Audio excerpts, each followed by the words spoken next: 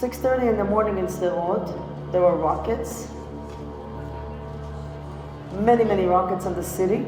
So I'll explain for a second. 6:30 in the morning, people woke up to the sounds of sirens. A lot of sirens.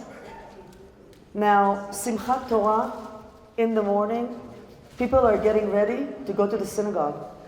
So people wake up, and it's about, if they would have started this an hour later, they would have caught many people walking the streets to the synagogues.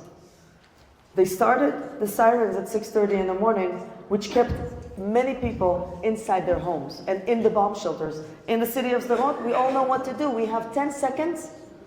I know they say 15. We don't have 15 seconds. We have about 10 seconds to find a bomb shelter.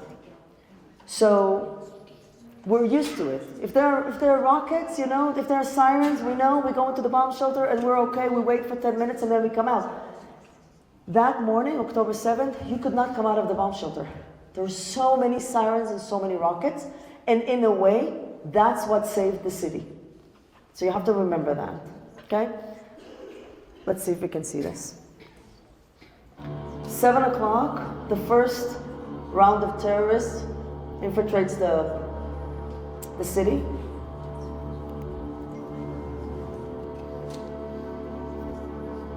In every pickup, we have about 8 of them, or 9.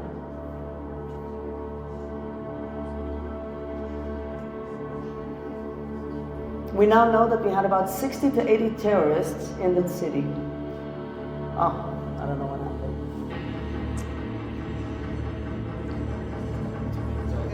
Yeah, I know. I want to show you something.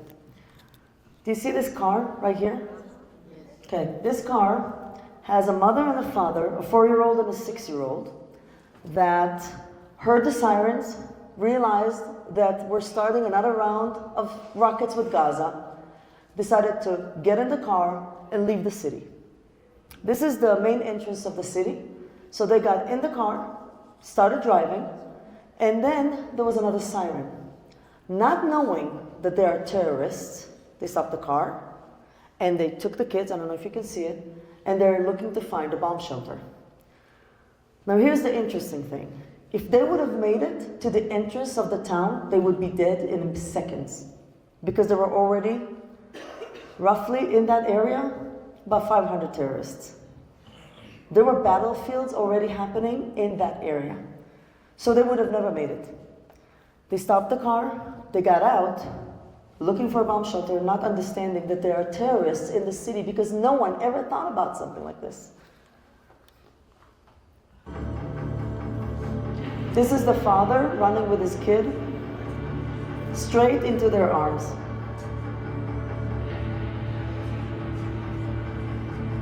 The father is shot.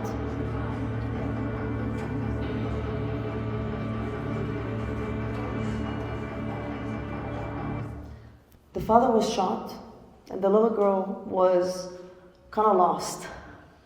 She was trying to figure out what to do. Her mother was in a different area.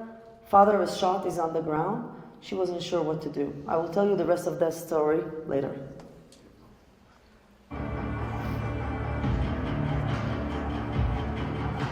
They dominated the city.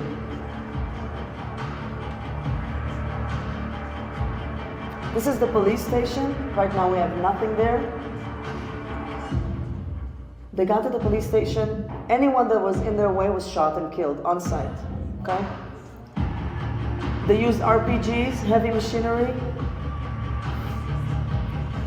And they went into the police station during a shift change. Okay? Our policemen only carry guns. They don't carry long guns. They don't carry heavy machinery.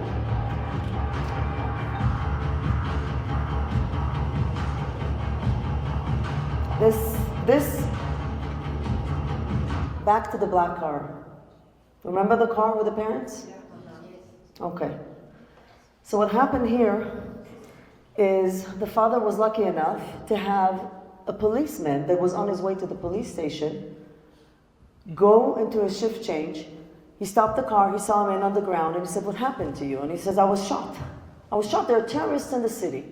And he said, "Oh my God," right? He found another worker from the city to help him. They got into the car, they found the mother. So in this car, there's a city worker, the mother, and a 4-year-old and a 6-year-old in the back hiding. And in another car, there's the policeman that was helping and coming for a shift change, another person with him and the father. Now, where do you go? Where's the safest place in town? The police station. So they drove straight into the police station just to get there and to get shot. No one survived but the girls. The 4-year-old and the 6-year-old were able to survive, and they were rescued under fire by the community security people.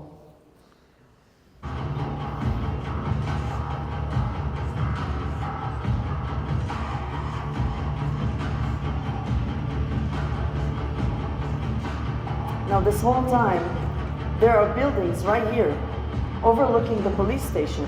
So anyone living in those buildings, that's what they're seeing from their window.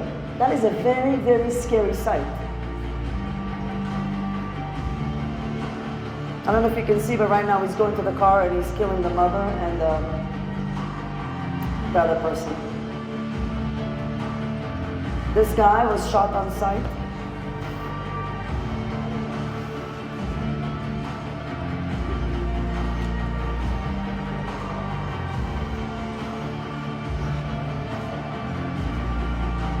This is the battle over the police station.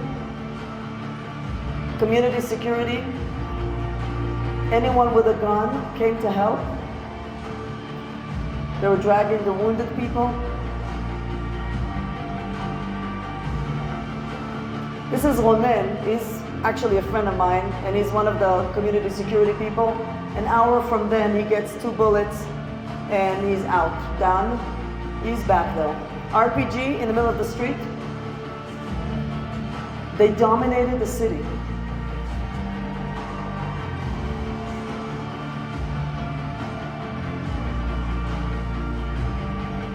To the right of this guy, there's a gas station, and we had one of our consul women stuck in that gas station, surrounded by terrorists for hours.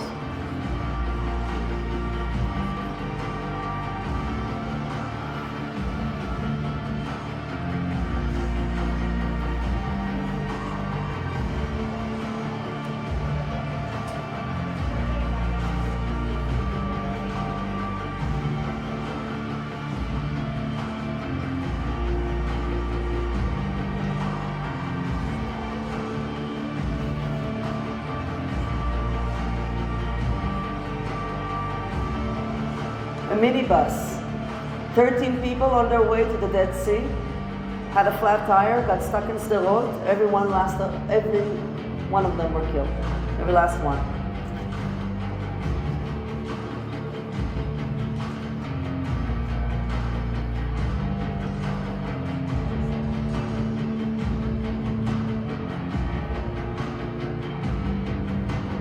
Trying to get into buildings, dominating the parking lots. These are footages from citizens. Okay? All right. I think we get the picture, right? Okay. So, what do you do? What do you do when this happens in your city? So I can tell you, fast forward, what happened. The battle over the police station took about a day and a half. It took 4 hours, 3.5 hours for the army to show up. And then they brought in a tank in the middle of the streets. And that's how they took out the police station, okay? They even had a helicopter, one of the fighter ones in. The IDF showed up, and then they started dominating the streets, okay? But there were terrorists everywhere. At one point in the police station, we had 30 terrorists that they took out of there. 30. That was the number. It's crazy numbers, okay? The city had electricity on and off, water on and off, because the rockets didn't stop. So they were hitting the infrastructure all the time. The bottom line was that after 2 days, people were stranded in their homes. They could not leave the bomb shelters. People were terrified, okay? Some of them decided to take a chance, get in their car, and leave the city. You couldn't go through the main entrance because that area there were still battles going on. But people took a chance and they went from the back entrance and they just fled. They just left the city. 3 to 5 days after, the mayor got an okay from the government to evacuate the whole city. So then they had to figure out how to evacuate 36,000 people. Okay? And how do you do it really, really fast? So Sderot occupied 110 hotels throughout the country in 5 major centers, right? Netanya, Tel Aviv, Eilat, the Dead Sea, and Jerusalem. And we had thousands of people in every center. And what happened since was 2 things. We had roughly 3,000 to 4,000 people that still stayed in the city, people that did not want to evacuate. We had staff that were in the city hall. And at that point, the mayor decided, and I think it was a very good decision, to open up small municipalities in every center. So if you're a resident of Sderot and you live right now in a hotel in Jerusalem, there's an office that you can go to talk to your city. And you get all the answers from the city, from mental health, to social services, to education. We opened up school everywhere. Okay? We opened up schools for kids to go to. In many areas, in every center. That is a ton of work. And we had to recruit a lot of people. We tripled the amount of therapists. We used to have 45 to 50. Now there are over 120 therapists working for the Resilience Center in Sderot. So the idea was that if we're going to stay in hotels, if we're going to be away from home, we have to take care of our people. And what do you do with the people that stayed in the city? If you have 4,000 people in the city, you have to make sure that you can provide for them because nothing was open. It was a ghost town. The city of Sderot was a ghost town. I was there since October, I don't remember, 9th or 10th, I think. It was safe because I live in Ashkelon and I work in Sderot, and the roads were not safe. So the minute the roads were safe, I went on it, and I've been there since, and the city was a ghost town. There was nowhere to buy anything. Okay, so what we did is we had a lot of volunteers from all over the country and all over the world. And with a lot of help, I have to say also from you, I'm assuming, we got provision. So we got them food, diapers, anything that they needed in order for them to be able to survive those days. Okay? Fast forward 4 months, this is not an easy thing. 2 things were happening. 1, we were taking care of people in the hotels, and 2, we had to come up with a plan of what to do when the people are going to come back. Because the war in Gaza is going to go on, and people need to come back. Because living in a hotel has its own challenges. It's very difficult to be in a hotel. I don't know if you've noticed, I don't know if you have little kids or had little kids. If you go on vacation with little kids to a hotel, it takes about 2 days until you really want to strangle them.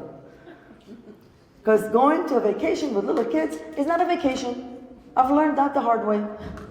So, 4 months with your kids in a hotel. And sometimes if you have a big family, you have to have 2 rooms or 3 rooms. And sometimes you're stuck on 1 floor and your other kids are in a different floor in the same hotel. This is no way to run a family. Very, very difficult. Think about people that have kids with special needs. What do? How do you manage that? It's very, very difficult in many, many ways. But the idea was, we know resiliency. The city of Sderot, we have it down to a science. We know what we're doing. So we used our CERT teams, Community Emergency Response Teams. We used the volunteers that we have, and we used our resilience method. We have a system. We use volunteers everywhere. We create a sense of community everywhere we go. So every hotel had a representative, and every representative had a job. And he had to take care, make sure everybody is doing okay, and if someone was not doing okay, he had to talk to us, so we'll know. We had people that were creating events for them every week. Not because we wanted to spend money, because having a sense of community is super important to survive something like this. Okay, so for 4 months, we've been working really, really hard. Some of us still in Sderot, the rest of us spread out throughout the country. And you should have seen the mayor, Mayor Davidi, for those of you that met him when he was here. He was just running from one center to the next, checking on his people. In the meantime, we have plans. We're making a 5-year plan of how to recover. And I'm going to tell you, we're going to have a better Sderot. Our goal was, in the year 2030, to have 50,000 residents. Now we decided, because of October 7th, it's going to be 70,000. You know why? Because that's how you survive. Because you have a bigger goal. You have a meeting. We're here to stay, Hamás. Sorry to inform you. We're not going anywhere. We're not. Am Yisrael Chai is it. We're not going to buy into the narrative. The people of Sderot are very resilient. And the way to do it is to create programs that are going to allow people to feel like they're safe, to feel that somebody has them, to feel that they have enough trust in leadership, yeah, can't even speak today, sorry. And that's what we're doing. So we have a great plan for education. We're going to create also resilience spaces and therapy spaces within the schools right now. We're doing trainings for all of the teachers. We're doing process groups and support groups for all of the staff. That's for education. We're doing the same for anyone that is working in the health system, nurses, doctors. Okay? So when somebody comes to them, they will know if it's a stress reaction or somebody's actually sick. Okay? And to know what to do and also to take care of themselves. We're doing it for social workers. We have all these upcoming plans to open up a bigger, better resilience center because we tripled our people. We're going to have a riding center for therapy, riding therapy, and another animal center therapy. We're doing hydrotherapy. So we are looking to expand. The other thing that we're doing is we're going to have more high-tech, mid-tech, and high-tech positions. And we're going to have a lot more businesses that are right now interested in coming to Sderot to help us recover. So a lot of businesses, a lot of big companies like Wix, like Meta, are coming because they want to see how they're going to support. How they're going to support Sderot. So when you're coming back to the city, you will be able to find a job. You will be able to find a city that actually has a lot of good programs to offer you in order for you to stay there and to feel like you can do this. And another plan, of course, is plan for safety and security. We are tripling the community security team that we have. We have better weapons, and now we have actually armed cars, which we didn't have before. So there are a lot of plans. So that's what's happening. And I would love to hear some questions because I would want to give you the information that you want to have, and not what I want to say. So, questions? Yes. The people who remain in Sderot, what was the purpose for them to remain there? So some people stayed because, a lot of elderly decided to stay and not go because they're more comfortable in their own homes. It's very hard for them to shift and change. Some people are sick, so to transport them is hard. And some people out of ideology. I'm one of them. People ask me, why am I not leaving Ashkelon and evacuating? I'm not budging. I'm not going. I will not get out of my house. If I can still be in my house, I will not leave my house. Ashkelon is not the West Bank. I'm sorry. You don't get to throw rockets at me and ask me to move. I'm not moving. If I need to run to the bomb shelter, I'll run to the bomb shelter, but I'm not going anywhere. Because I feel, and a lot of people do, this is how you have the back for the IDF. We're telling our soldiers many times, we are going to get in and out of those shelters as many times as we need in order for you to finish the job. So if I need to be here, stay, and be resilient, I'll do it. So a lot of people feel the same way. And some people work in jobs that are necessary positions. So for example, the factories that produce food, things like that. So people had to stay, their families were evacuated and they stayed. Some workers stayed. Other questions? Yes? How do you deal with these children's parents when they hear sirens now and the condition reflects that they got after October 7th? Right, so because the condition has changed, right? It used to be that if I have a siren and I'm scared of the siren, I go to the bomb shelter and I'm fine. Two things happened since. People were exposed to a lot of things that happened but through the videos, right? From online and social media and everything. Now they think, if I'm going to get into a bomb shelter, it's a death trap. Because people died in bomb shelters. Okay, so that's one thing. And the other thing is, I'm not worried about rockets anymore. Rockets I can handle. I'm very worried about terrorists, right? So this is where therapy kicks in. The amount of work that the therapists have is very great, but we have a lot of methods in order to help people go back to reality. The reality of October 7th and the reality of February, what is it today, 21st, is not the same reality. The IDF is not the same IDF. It's better, bigger, stronger. So you have to kind of work with people on this narrative and kind of try to get them back to really what is happening around them and not what happened in October 7th. It's not easy to do. And you have to be very patient because people are going to have a lot of responses. They're going to be very hypervigilant and they're going to be looking over their shoulder for a very long time. You have to be very patient because it makes a lot of sense. And I told this, anybody that is in my class knows this, right? So if somebody says, I'm very scared, I'm not going to tell them, hey, you've got nothing to worry about. The IDF has that. No, I'm going to say, you know what? I get it that you're scared. There's a war going on. What do you want to do about it, though? That's a different question, right? What do you want to do with the fact that you're scared? What is in your control? And how can you move on from it? So these are the kind of methods and the systems that we use. And with children, how you deal with this? Same. When we work with children, we work with the parents. You cannot work with a child if you're not going to work with the parent, okay? Because the kid really is going to work with whatever the parent is going to give him. So if the parent is really anxious and is really scared and has stress reactions, the kid is probably going to have it. So it's better to work with the parents than to work with the kids. If the parent is solid and gets better skills, the kid's going to have it too. Okay? Questions? Yes? About the children that they lose both father and Yeah. is it with the daughters or the family? Who's taking care of So we have a lot of orphans, unfortunately, and some of them are orphans that lost both parents. And Sderot, for example, these little girls are right now living with their grandmas. Okay? So they have two grandmas, and they're going to have to decide which grandma to live with. Is it easy? No. Any situation that has an orphan, you know, when kids get orphaned, is a very tough situation. Now it's even triple tough because the war is not over. So it's still going.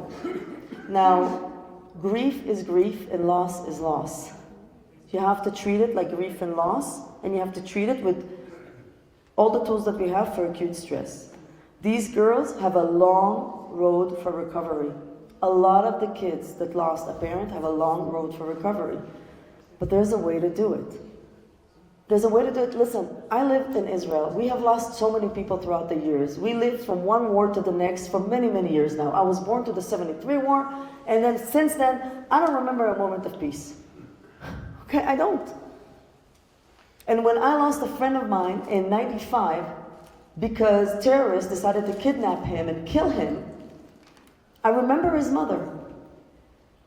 And it took her over 10 years to recover, but she recovered. And now she has grandkids. And she was back to being a mother to her other kids. It takes time. The orphan situation is a painful one.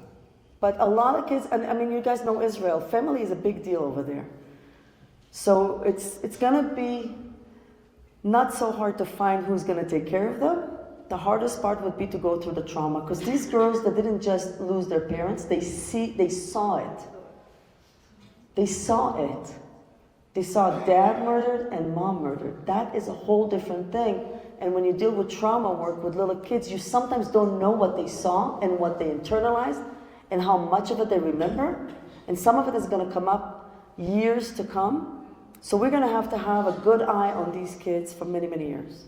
Okay? Yes? The government supplying you with money to help out, or is this government not helping? The government is paying for everything. They're paying for all the therapy. And again, there's always more that you can do, right? I mean, because think about it this way. If I need therapy right now and I go to the Resiliencia Center, then the government is going to pay for all the sessions. But if we as a community or we as a Resilience Center would like to do groups, because group therapies and activities in the community are super important for resiliency, then sometimes they don't have the money for it. Because right now, the situation in Israel is that we have so many people at risk for PTSD, at risk for post-trauma. I'm not saying that they're going to all have post-trauma, but people at risk, the numbers, we've never had those numbers before ever in our lives. So we have a lot of donations that come in, and we're very grateful for them because they allow us to do other things and different programs that really support the community in other ways and not just in psychotherapy. So the government does pay, it helps a ton. Don't believe everything you hear in the media. Sorry, I'm telling you from the field. And again, we really use the contributions and we're really grateful for them because they do help. Because we need to sustain this for 5 years, 6 years, 7 years, because this thing is not going away in a minute. We will be on the other side of it, don't get me wrong. We will prevail. The people of Sderot are going to come back. They're coming back next week, by the way. Schools are opening up next week. We're very excited about that. And that means restaurants are going to be opened. That means, some of the places that we love are going to be open. But some are going to have a dent. For example, Hummus Shel Tchina, if anybody knows that place in Sderot, it's a very famous hummus place. The father of the owner is kidnapped in Gaza. Right? So even if we open it, we're going to have a different meaning in it. We're going to do something with it. So it's a very sweet and sour, but that's, when you talk about resiliency, that's the name of the game, right? You hold both things. You hold hope and you hold sadness. You hold trauma and you hold skills and resiliency. You hold both things together. It's the gam vegam. You do both. More questions? That's it? That was easy. Yeah. Talk a little bit about resiliency regarding hostages. Sorry, say that again. Please talk about resiliency regarding the hostages. The hostages or their families? Families. Okay. That is a tough situation, and I'll say it in a few sentences. When you're dealing with a situation like hostages, and we've never dealt with this before in our lives in Israel, not like this, okay?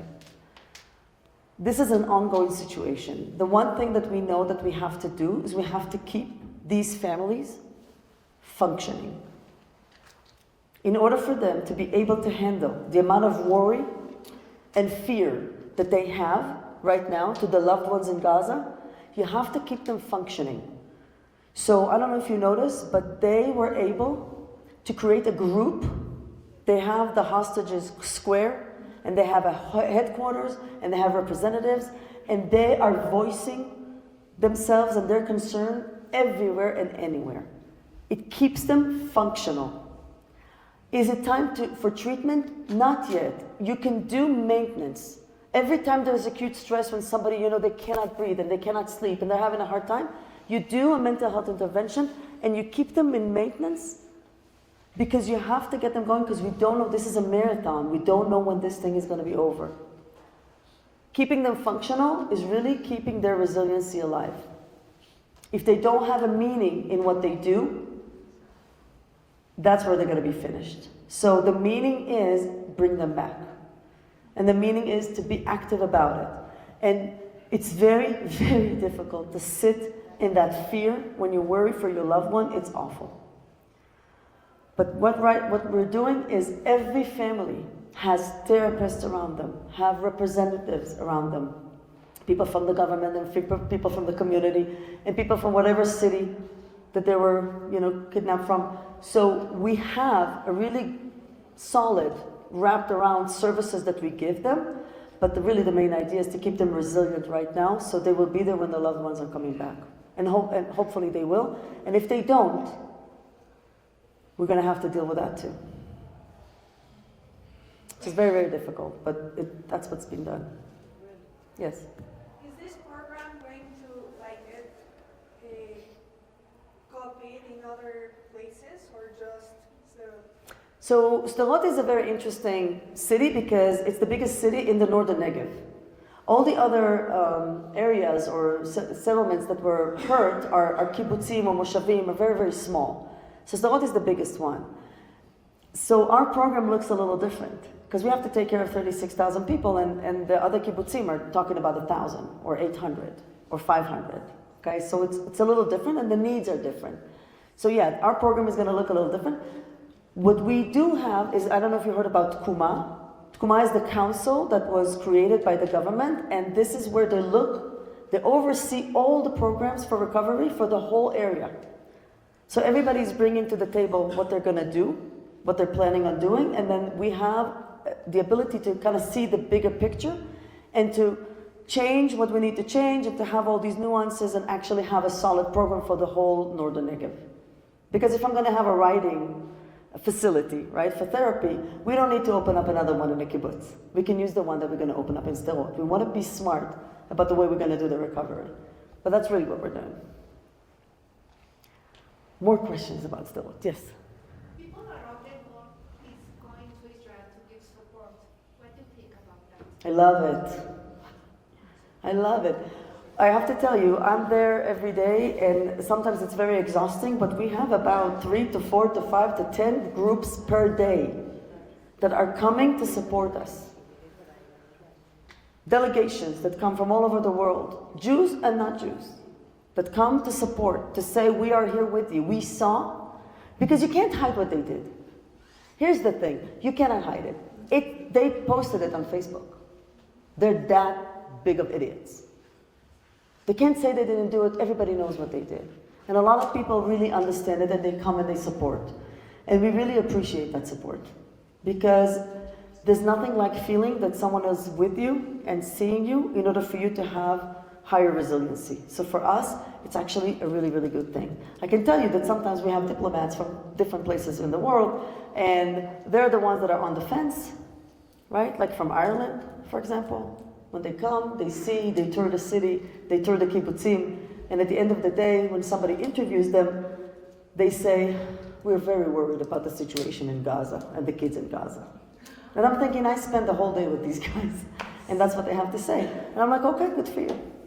Some people, you can't change their minds, but a lot of people are coming with a lot of support. So that happens too. But, I mean, we see what's happening around the world. We see the waves of anti-Semitism, right? We see what's going on, and we understand where we all share this, we're in it together.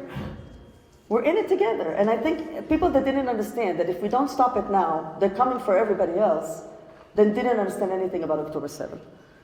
This is not a fight over land. I'm sorry, it's not. It's a fight between good and evil. It's a fight between cruelty and humanity.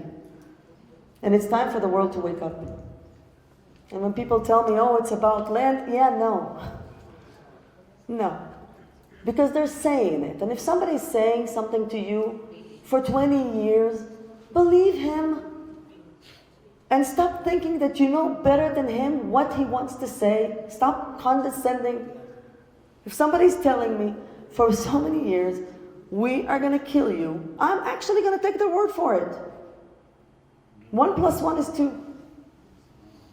Sometimes it's just 2. So I think what happened to a lot of people is they're looking and they're saying, okay, there's people in Sderot, we're saying for a long time, they're throwing rockets at us. These are not fireworks. These are rockets. They are aiming at our kids. They're not doing a good job. But that doesn't mean that they don't have the intention. And you have to take it seriously. And we haven't been taking it seriously because it is very comfortable for everyone that we're throwing rockets at a little town on the border, and it's okay. It's not a big deal. As long as it doesn't hit Tel Aviv, we're fine. People have been living like this for 20 years. You have to understand the reality there. There's a reason why the people in Sderot are angry. Or the mayor is saying, where have you been? Because this has been the situation. When they throw rockets, I always ask them, people that tell me, oh, it's not a big deal. I said, okay, when they throw a rocket, tell me, is the rocket supposed to come and give me a pat on the cheek? No, it's trying to kill me. So if I don't run to the bomb shelter and I'm in the wrong place at the wrong time, I will die. This is intention to kill. Take it seriously already. Unfortunately, we needed October 7th to understand that we need to do something about the tunnels, that we need to do something about the system of education that they have. They educate their kids to kill. They put rockets under schools and under hospitals. So when people come and visit us in Sderot, especially the ones that are not for us, that's what they hear. Sometimes they like it, sometimes they don't. Any questions? Yes? I'm curious to know if you use in your work with Resiliency religion or God or something like that, because I think it was amazing to see like a lot of soldiers with tzitzit and with kippah and with, Right. and I don't know if this part is new, working with the kids with this, or religion doesn't have to do with this, with resiliency, with the work you're No, doing. so two things for that. First, we have a lot of soldiers that are religious, so we see them all the time. This is not new for us. That's one. You see from Tzuk pictures from Tzuk in 2014, we have a lot of soldiers with the tzitzit right next to the tanks. There are very famous pictures of that. That was 10 years ago, so this is not new to us. What we do is we use belief systems. If you're religious, sometimes it's easier for you. Sometimes it's easier for you. We know that religious communities are sometimes more resilient than non-religious communities. We just know that. This is a fact that the research is showing it in every culture, by the way. Because there's something that puts you together. Because you believe in one thing. It makes you, right? The feeling of belonging is stronger. So you are more resilient. And we find that we use the synagogues, for example, in Sderot. We use them as anchors in our community, and we go we have volunteers in every synagogue, and when something happens, they contact all the people in that synagogue to make sure that they're okay. And if they're not okay, they know what to do, because we train them. Okay? So yeah, belief system is big when it comes to resiliency. Yes? Do you know if there's another similar program around Israel that it's not for Sderot?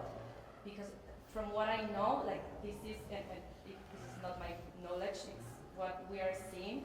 This is a national trauma Right. for everyone in Israel. It is. Do you know if there's a program for all the country that it's not necessarily in the south of Israel or in Sderot? I can tell you that I hope so.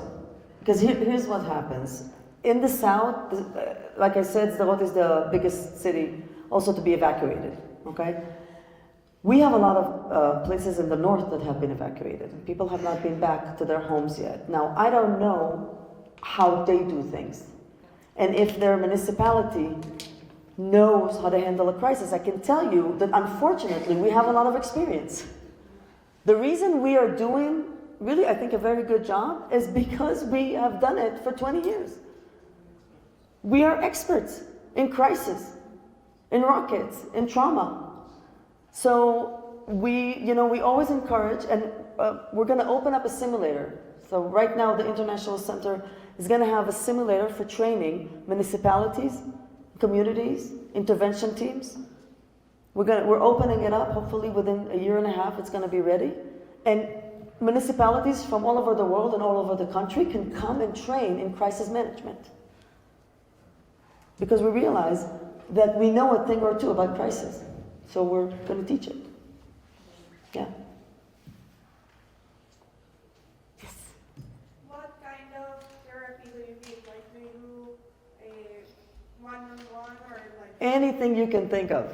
Anything you can think of. One-on-one, group therapy, family therapy, dyad therapy, which is a parent and a kid, couples therapy, and different kinds. So we have CBT and all that, and we have dance therapy and drama therapy and animal therapy, and you name it.